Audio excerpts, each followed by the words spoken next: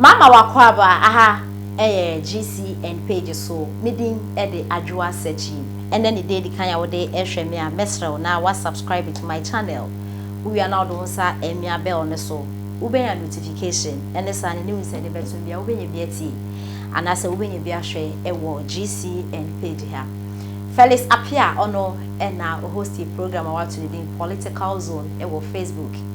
Na okasa de ma NPP amayoku na Felix en okase na nisema okinya se ebeka ya na ora Martin Amidu ono ena na oye special prosecutor na Ghana for kasai no mu yini fiwo ena his excellency na nado dankwa kufado ede eye ora Kissi Agyabeng ebe hye na nem na ora Kissi Agyabeng ebe ba ne nyasem keto akra Ghana hanom ora Kissi Agyabeng ebe che akrofri na ediegu no ura Kissi Agyabeng be special prosecutor and the Ghana for na so asanso akasa se ura Martin Amidu wo hokra no na kemfa so e wo so na Felix apia e na okase e na wo kyerese ura Kissi Agyabeng wa mana his excellency na nado dankwa kufuado kyerese abo na num kura se oyiwu a special prosecutor na ye be kaya abra his excellency na nado dankwa kufuado e ba beyi ura Kissi Agyabeng as special prosecutor no honorable Kennedy Akompre kwa Japan a oye Asin Central mo MPSCA or be president e wo Ghana ha no ni Ghana ha o amanone otoma na say MPP for Kissi Agyabeng amokwa koyi na as special prosecutor sune enye enti ebe yanka mama ofa no oh na nado ante e na oyi owura Kissi Agyabeng owura Kissi Agyabeng be special prosecutor ye hu de oye Ghana fo so mo hu hwio Ghana fo bebre na e kasa say sa office no e useless ebe yanka na nado entwem now this can no dey ga empen from mundi because say e campaign no dey Kissi Agyabeng yetua ne ka no ntumi ye adwuma no na sika so na empen fo di ene na yetua ne ka na say ya na say nye nti nke ebe yanka sa office no entwem na Felix appear che say asema honorable Kennedy Akompre kwa Japan e kan no ura Kissi Agyabeng wa ma na abem o ma na nado kwa nu no so appoint you na the entire Felix e kasa nyanse e beka ya 2020 abra ye to aba no ewie no NDC for mo seke ne kan aba na aba mami jemense ewiem e de ama his excellency na nado dankwa kufuado aba ne de omo gidi pass omo no omo anwi ni NDC for no omo ka omo pende da John Dramani Mahama obaye press conference e ka so ne de onji ntumi nde anase onji ntum ochina na wa baye so obesisi NDC de ne Ghana ha de moja beku NDC for you to muntinsi kromo nkokon e na de na me kan kura no chese omo ni evidence so omo awini so omo lose omo ni bi o omo ni bi figures omo di prove kura omo ni bi at that time no omo kan na Ghana for bebre na gidi say e ya pasa ba no mo wiem until say eye owura si edu nketia asisi oye NDC omo chairman national chairman ebetu na no to say aba no 2020 aba na omo de call abato na omo de call your friend is in court na nkata na omo no omo nim de omo ye no omo nim omo left from omo right and of omo right to omo left no omo nim de omo ye kra omo ni hwe omo sheda na omo kwajeje Ghana keke na senya no resi edu nkata abe kansa asebelo ai into omo pende da John Dramani Mahama ye to aba ni wi ni o tisi mi pass aba ni na wi ni e na de ade a na ensem omo kan say hey amafu ntinsi kome nkoko na de ade no e na Felix echese science ma wan pende da John Dramani Mahama kan then e na sisi edie ore esi edu nkete a ebe kan na chese NDC fo no adwumoni wo mutirim omunya ntokwa nka ompese eba Ghana ha no sensem hunya mudi se 2020 abato mu wini na ne de adata ne ye nim kuku mu a 70 no anka omokokonya anka obi eni ho anka ne de anka Ghana fo ebe ka se ne ampa aba no jenmense ewie mu ma na ado ampa enti nka 2020 ne kura ne kento kwesi ya enka ne blame ne yedbe ma jemensa na NDC fumu aba betum anim se mo sa 2020 abato na moto na mo ye press conference he youth ne nkoko na de ade mo akasa na mo ni nda so no e na Felix HSA Kissi Agyabeng wo Ghana ha na wo ni Ghana ha sensem we nyina yensem e ha wohwehwem na omo kansem hu se anto kwabesi na ebe ko na de ade no ocho omo nyina egu na de na wutu ho na wuchire office won dad na wo ye wo aye hwehwe yenti ensem a Felix apia e de etudwa say one more support no na dwene da form wonim say one more support no ya nwene nkokan ya nwene nkwa akire nti no wo begye adi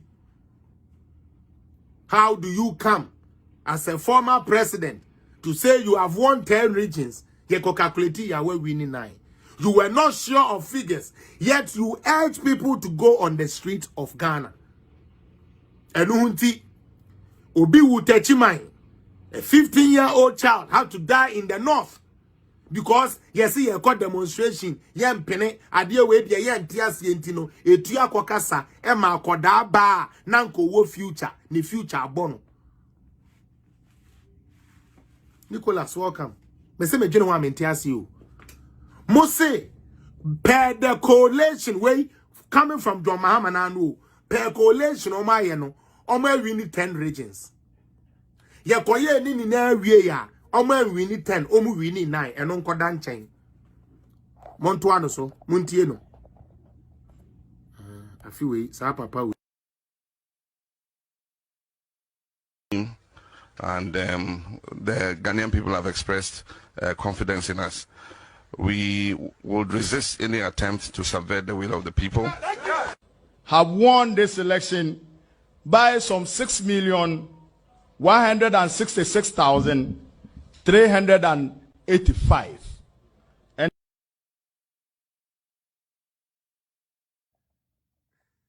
So what? We took on a doctor. 6,100,000 and but on the actual sheet, yeah, BBA, you know, omunya 6,200,000 and something. Meboa, won't check if yes, meboa. But omuya press conference, oh, my winning idea, they won with 6,100,000 and something. According to John Dramani Mahama, they have won 10 regions.